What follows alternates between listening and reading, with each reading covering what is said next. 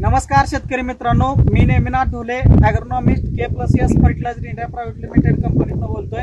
आज आपण जयदीप देशमुख, गाव मांजर्डे, तालुका तासगाव, जिल्हा सांगली यांच्या 31 गुंठे आल्याच्या प्लॉटला आलेलो आहे।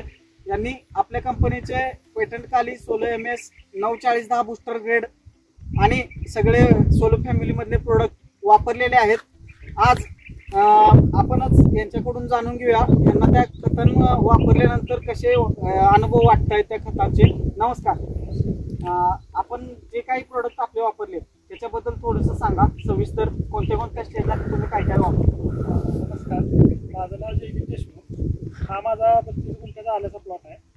आपण सुरुवातीला बेसल डोस टाकत असताना याला आपण खाली SOP म्हणजे SOP जे असते 0050 ते आणि K+ चा एक नवीन ग्रेड आहे पेटंट काली म्हणून आपण वापरलेला आहे। तो पेटंट काली म्हणजे आपण याच्या अगोदर आपण आपल्या उसाला तो वापरला होता।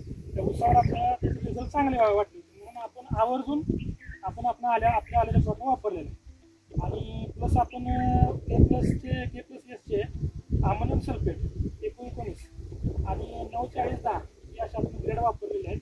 आपल्याला याचा एकदम उत्तम रिझल्ट आहे। आणि आपण आपल्या एका म्हणजे आपल्या भावाचाच एक प्लॉट आहे आपला 3 एकर, त्याच्यासुद्धा आपण त्याला आवर्जून ही ग्रेड वापरायला लावली। ही पहिली जी भरणी केलं तुम्ही, ती किती दिवसांनी केली?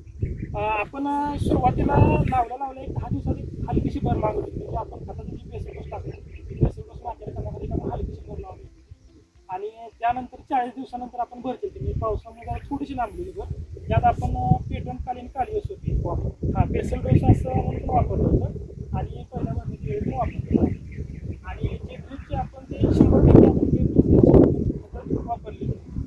आणि प्रोडक्टमध्ये तुम्हाला त्या प्रोडक्ट वापरल्यानंतर प्लॉटमध्ये तुम्हाला काय असं वाटतं? काय वाटतं? आपल्या रिझल्ट चांगला वाटतो आणि खतांची म्हणजे जी विरघळणी क्षमता आहे ती उत्तम आहे म्हणजे चांगली आहे। अजिबात खाली काय त्याला राहत नाही, 100% खतं ही विरघळली जातात। आणि प्लस म्हणजे ते काय रंगीत वगैरे असं काय त्याचा ग्रेड नाही, एक प्लेन व्हाईट कलरचं ते आहे आणि विरघळणी क्षमता चांगली आहे आणि प्लस त्याचा रिझल्ट चांगला आणि रिझल्ट असा डोळ्यानं बघण्यासारखा रिझल्ट येतो। आज बघायचं परत खत सोडल्याचं 2-3 दिवसांनी बघायचं मग रिझल्ट चांगला दिसला। गव्हाच्या ग्रेडमध्ये तुम्ही कुठल्या ग्रेड वापरता? सोलो मिक्स आपण कॉम्बी वापरली, एक पहिली कॉम्बी वापरली आणि त्याला 12 सगळे आपण वापरले। फवारणी आपण जास्त घेऊ शकलेलं नाही पावसामुळे, पण आपण कॉम्बी तर 100% आपण वापरली।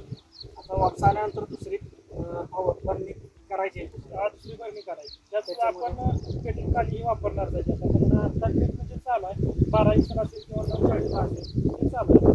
बाकी शेतकऱ्यांना काय